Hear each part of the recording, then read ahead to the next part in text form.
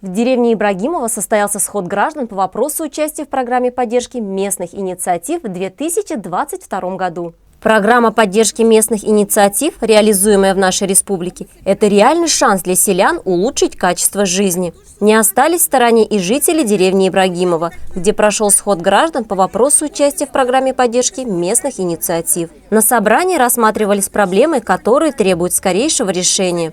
Например, такие как освещение улиц деревни, благоустройство детской игровой площадки и благоустройство кладбища деревни Ибрагимово. У жителей деревни было много вопросов к представителям органов местного самоуправления по поводу инфраструктуры деревни, но путем голосования единогласно выбрали для участия в программе проект благоустройства кладбища деревни Ибрагимово. Теперь основная задача жителей – сделать все возможное, чтобы проект был среди победителей.